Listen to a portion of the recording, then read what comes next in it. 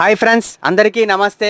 ఈ బనానా అసలు పెద్దలు అంటుంటారు కదా, ఎవరు దాని మీద ఎవరి పేరు రాసిందో, ఈ బనానా ఎవరు తినడానికి ఉందో వాళ్ళ పేరేంటో మనకు తెలియదు కదా.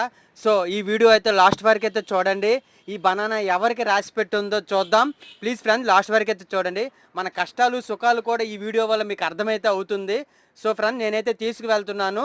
ఇది ఎవరు తింటారో ఏంటో చూద్దాం. ఇదో ఫస్ట్ దీనికి ఇస్తున్నాను, తినమని చెప్పాను. కానీ తను చూసారా, తినటం లేదు. ఎంత ట్రై చేశానో తినడానికి, తినమ్మా తినమ్మా అన్న తను తినలేదు. అంతేనండి, మన కష్టాలు సుఖాలు కూడా అంతేని. మనకు అదృష్టం వచ్చినా ఇలానే ఉంటుంది, మనం వద్దంటాం. అలానే పక్కదానికి వెళ్తున్నాం, చూడండి తను తినేసింది. సో అదృష్టమైన దురదృష్టమైన కష్టమైన సుఖమైన ప్రతి ఒక్క మనిషి జీవితంలో కూడా ఇలానే జరుగుతుందండి. మన దగ్గరికి వస్తే ఒకలాగా, రాకపోతే ఇంకోలాగా. తనకు అన్నీ వచ్చాయని మనం బాధపడకూడదు, మనకి ఏమీ లేదని బాధపడకూడదు. జీవితం అంతేనండి, అదృష్టం మనకు తెలియకుండా కూడా వస్తుంది.